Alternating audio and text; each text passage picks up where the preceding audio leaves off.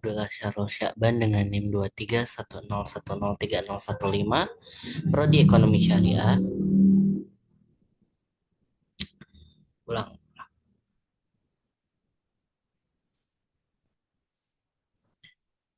Bismillah. Assalamualaikum warahmatullahi wabarakatuh. Baik, di sini saya Abdullah Syarul Syakban dengan NIM 2310103015, Prodi Ilmu Ekonomi Syariah.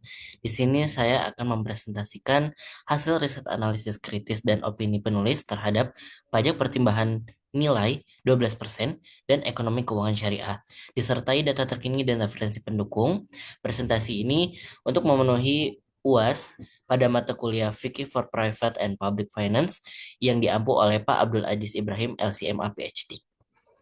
Oke, untuk overview di sini saya menyajikan penjelasan singkat tentang rencana kenaikan tarif PPN di Indonesia menjadi 12%, lalu gambaran umum tentang ekonomi keuangan syariah dan prinsip-prinsip dasarnya, dan dampak apa saja terhadap kenaikan PPN 12% ini terhadap ekonomi dan keuangan syariah. Lalu ada analisis peran ekonomi syariah dalam pembangunan negara. Lalu saya juga memberikan perspektif fikih dan hukum Islam terhadap kenaikan PPN, dan diakhiri rekomendasi kebijakan dan kesimpulan presentasi. Oke, untuk persen resmi dilanjutkan oleh pemerintah dan tarif ini bakal berlaku mulai pada tanggal 1 Januari 2025. Bersamaan dengan itu, per 6 aspek, yaitu rumah tangga, pekerja, UMKM, industri, mobil karya, dan serta properti. Meskipun reaksi publik menyangsingkan keputusan pemerintah yang dianggap makin menekan kemampuan ekonomi rakyat, publik masih belum kan PPN 12% ini. Dari konferensi pers Senin 16 Desember lalu, pemerintah mengumumkan tarif tunggal PPN yakni sebesar 12%. Namun dengan fasilitas pembebasan terhadap barang dan jasa kebutuhan pokok, serta pajak ditanggung pemerintah atau DTP terhadap 3 komoditas. Barang dan jasa kebutuhan pokok yang dimaksud dalam definisi Undang-Undang Harmonisasi Peraturan Perpajakan adalah barang dan jasa kebutuhan pokok yang sangat dibutuhkan oleh rakyat banyak, di antaranya beras, gabah, jagung, sagu, kedelai, sayur-sayuran, buah-buahan, ada juga garam, daging, telur, susu, dan lain-lain. Untuk jasa sendiri mencakup jasa kesehatan, layanan sosial, jasa keuangan, ada jasa asuransi, jasa pendidikan, jasa angkutan umum, dan juga jasa tenaga kerja. Sementara itu, terdapat 3 komoditas yang seharusnya termasuk dalam objek pajak PPN 12%, tetapi kenaikan tarif 1% ditanggung oleh pemerintah karena dianggap sangat dibutuhkan oleh masyarakat umum. Ketiga komoditas itu adalah tepung terigu, gula untuk industri, dan minyak goreng rakyat atau minyak kita. Dampak kenaikan PPN 12% terhadap ekonomi sendiri, salah satunya yang disorot dari kebijakan ini adalah potensi inflasi yang tinggi pada tahun depan. Seperti yang dikemukakan oleh Center of Economics and Law Studies atau CELIOS, memperkirakan kenaikan tarif PPN 12% pada 2025 bisa meningkatkan inflasi hingga ke level 4,11%. Sebagai catatan, inflasi per November 2024 lalu tercatat sebesar 1,55%. Objektifnya, PPN ini bisa menambah pengeluaran kelompok miskin sebesar Rp101.880 per bulan. Sementara untuk kelompok kelas menengah mengalami kenaikan pengeluaran sebesar Rp354.293 per bulan. Dan juga kenaikan PPN ini berpotensi menekan pertumbuhan ekonomi Indonesia hingga 0,1%. Dan selanjutnya, di sini ada analisis peran ekonomi syariah dalam pembangunan negara. Di sini saya mengambil dari 2 sumber, yaitu dari UIN Syahada dan juga Unislah.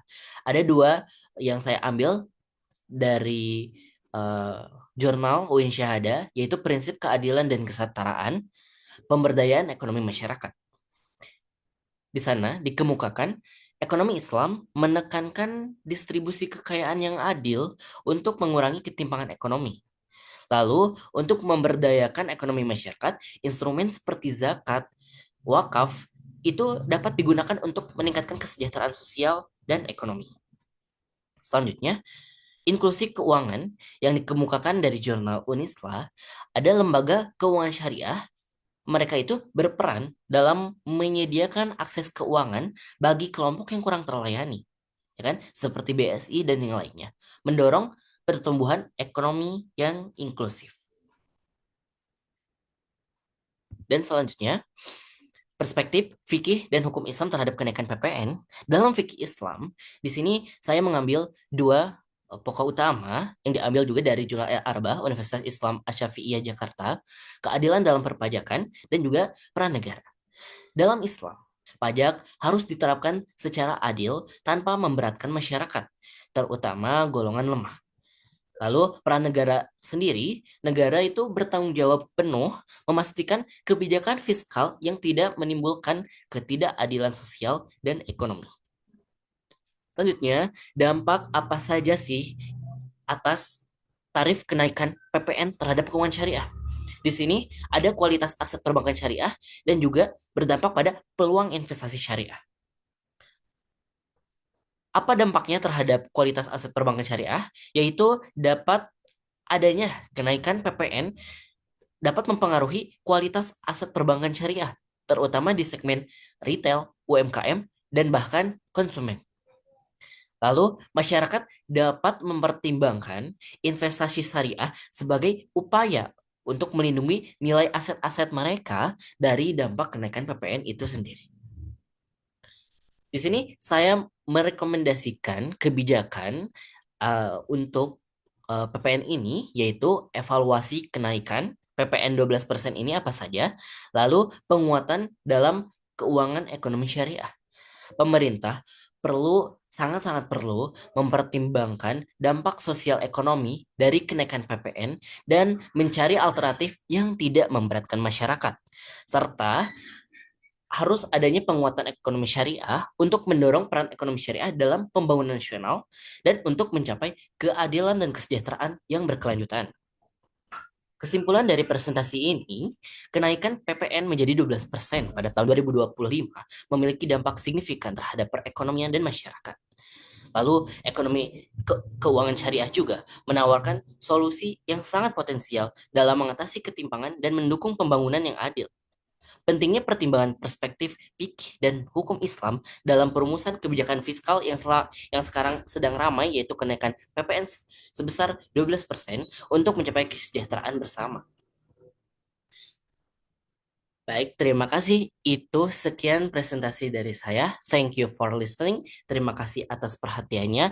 Jika ada salah, mohon dibicarakan baik-baik. Jangan berlalu pergi mencari yang jauh lebih baik. Wassalamualaikum warahmatullahi wabarakatuh.